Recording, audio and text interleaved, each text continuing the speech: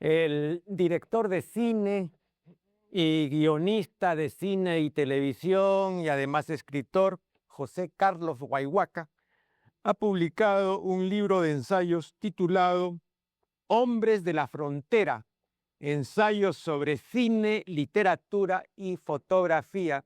Hombres de la Frontera, de José Carlos Huayhuaca. Rosa Montero, hablando del escritor y político español nativo en 1923, Jorge Temprún, decía que este tenía una cualidad nutritiva en sus palabras, ¿no? Las voces de Semprún son capaces de nutrirnos, ¿no? Son voces nutricias. Esto consta, dicho sea de paso, para quienes se interesen, en un libro de Rosa Montero titulado Entrevistas y que yo recomiendo sin reserva porque es muy bueno. Después de las entrevistas en su buena época, no ahora, en su buena época de las entrevistas de la historia que realizó Oriana Falache, ¿no? Este libro de entrevistas no le va a la saga, ¿no? Es también de primera. Rosa Montero, Entrevistas. Rosa Montero, Entrevistas. Recuerdo que cuando hace 2 o 3 años estuvo Rosa Montero aquí, yo en esa época tenía a mi cargo un programa en Cable Mágico Cultural que se llamaba A Solas con Marco Aurelio de Negri, y tuve la ocasión de entrevistar a esta distinguida escritora y ha sido una de las mejores interlocutoras que he tenido, ¿no? Una mujer inteligentísima, rápida, graciosa. Es decir, pocas veces he estado frente a una interlocutora de esa calidad, ¿no? Rosa Montero. Bien, así como Jorge Semprún, Huayhuaca tiene la cualidad nutritiva, ¿no?, de su verbo. No lo he tratado personalmente, no lo conozco personalmente, de modo que solo puedo dar fe del carácter nutritivo de su prosa, ¿no? Es provechoso leerlo y aún Huayhuaca es remunerativo en sus equivocaciones, ¿no? Porque se equivoca inteligentemente, ¿no? Bueno, con esto quiero decir que su libro, que es un libro de ensayos, ¿no? Es un libro, pues, opinable, ¿no? Un libro de ensayos, o sea, un libro discutible, un libro de ensayos, ¿no?, que no se discuta, es por una de 2 razones: o porque no ha sido leído, o porque ha sido leído por un ignorante. El Regis Debray, al tratar de las edades de la humanidad, dice que son 3: la grafósfera, la logósfera y la videósfera. Alvin Toffler, por su parte, establece una división cuatripartita, a saber, sociosfera, tecnósfera, infósfera y psicósfera. El antropólogo David Whitney dice que en toda cultura hay que distinguir, o son distinguibles, los artefactos, los mentefactos. José Ortega y Gasset decía las mentefacturas, distinguiéndolas de las manufacturas. Bueno, los artefactos, los mentefactos y los sociofactos, dice Whitney. Estos 3 factos existen en toda cultura. Y habría que agregar en la nuestra los videofactos y también los dolofactos, o sea, los dolores del mundo. Pablo Macera dice que así como hay una atmósfera, o sea, una capa de aire que rodea la Tierra, de la misma manera hay una dolósfera. En esa dolósfera están los dolofactos, los dolores del mundo. Aunque para mí la imago reina hoy soberana, y su imperio se opone al imperio que fue el del libro, ¿no? Para Huayhuaca nunca existió contraposición semejante. Dice en la página 13 de su libro lo siguiente: daré el testimonio de alguien que felizmente escapó a esa disyuntiva empobrecedora. Las pantallas y los libros me han nutrido por igual desde la infancia. Y desde que comencé mi vida de trabajo, esta ha consistido poco más que en escribir textos y en elaborar imágenes. No he conocido la guerra, caliente o fría, entre ambas modalidades de comunicación, ni siquiera la mera coexistencia pacífica. Lo que he conocido desde siempre ha sido la inacabable luna de miel de un enlace bien avenido. Bueno, yo debo manifestar que el caso de Huayhuaca no me parece atípico, ¿no? Es una suerte que él diga lo que dice y dice verdad, ¿no? Efectivamente, vive pues un matrimonio feliz, ¿no? Entre la imagen, ¿no? y la letra escrita, la letra impresa, el libro, ¿no? Pero muchísimos otros vivimos una oposición, ¿no? Y ahora estamos sometidos al imperio de una evidente videocracia, ¿no? Ahora estamos rodeados de videofactos, ¿no? Y hay toda una videósfera, ¿no? Creo que estos términos, que son términos muy útiles, tienen ahora una validez absolutamente incuestionable, ¿no? Entonces, por una parte, me parece muy interesante el testimonio de Huayhuaca, pero también recalco este carácter atípico, ¿no? Porque más bien lo normal es lo otro, ¿ah? Lo otro. Luego, y simplemente voy a tocar algunos puntos, ¿no? Porque el libro es muy rico, muy diverso, y lógicamente no me alcanzaría el tiempo. Aquí él habla del arte y la perversión y dice que hay tres perversiones notorias, ¿no? Dice, la primera corresponde a lo que llamo el coleccionismo. Conducta consistente, como su nombre lo indica, en apilar, inventariar o coleccionar las obras de arte de la misma manera como los filatelistas coleccionan y guardan las estampillas, ¿no? Y bueno, y luego critica esto. Y él pues tiene por perversión el coleccionismo, ¿no?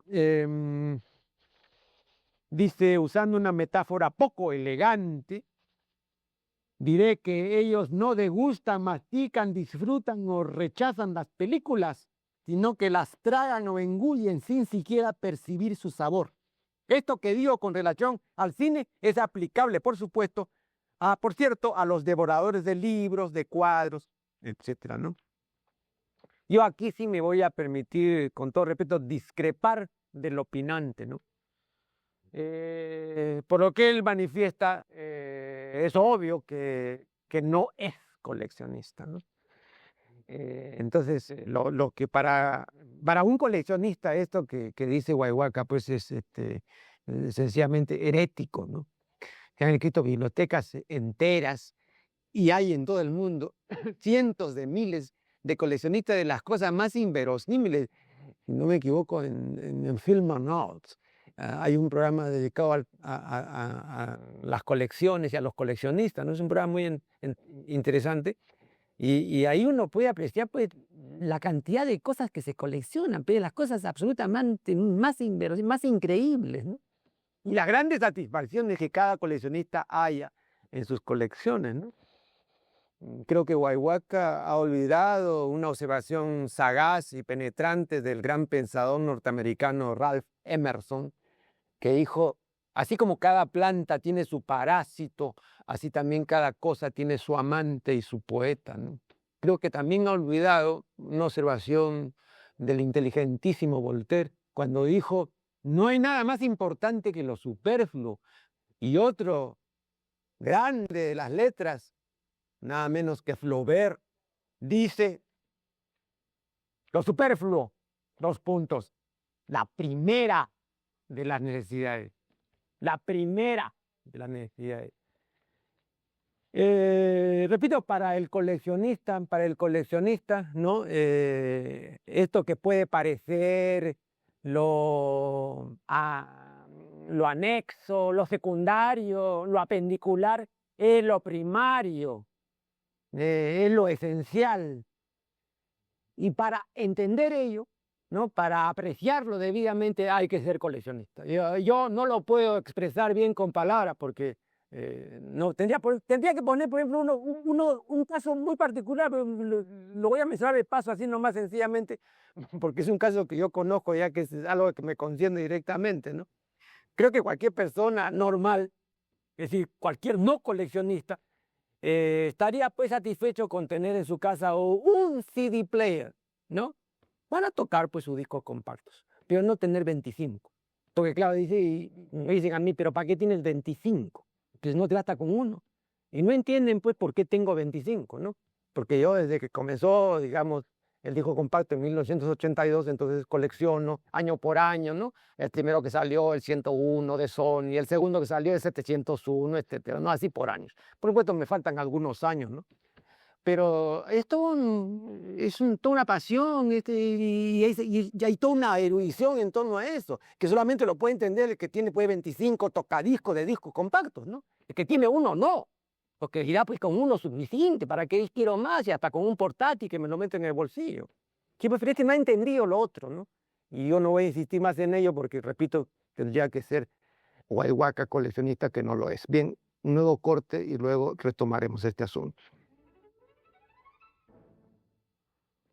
Otra de las perversiones que menciona Huayhuaca es la consistente en el paso del arte erótico al arte pornográfico.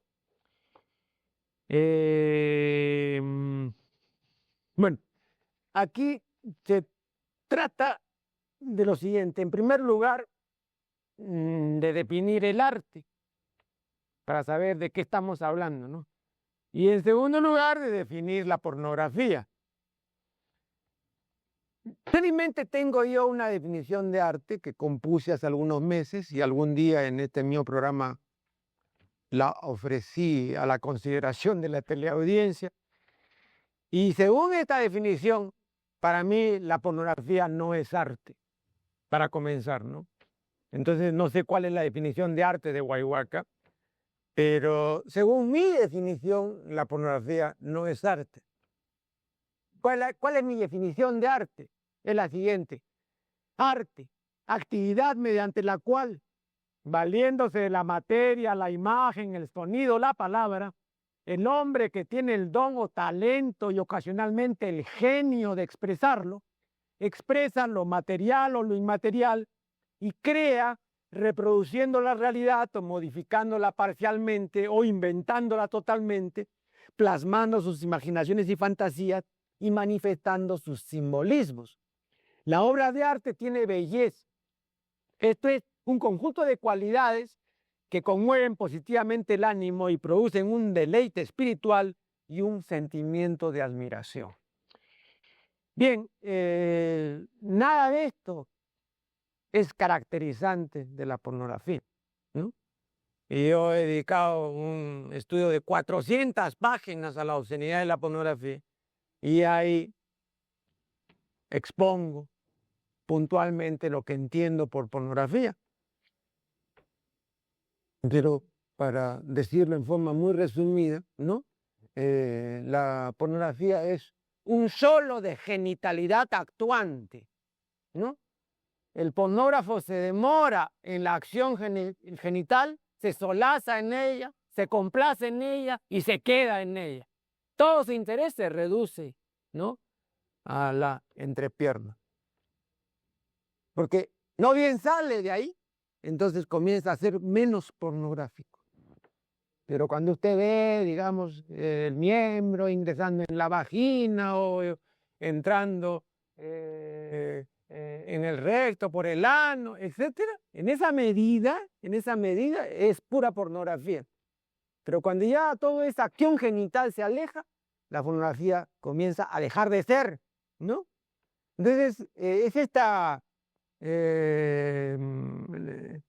circunscripción del interés a la genitalidad, lo que hace para mucha gente, ¿no? Rechazable la pornografía, ¿no? Porque no toleran que se reduzca todo, digamos, a este interés genital, ¿no? Por reducción excluyente, ¿no? Así, definitivamente. Pero eso es la pornografía. Y el único propósito de la pornografía es excitar sexualmente. Si una acción pornográfica no excita realmente, entonces es mala pornografía, ¿no?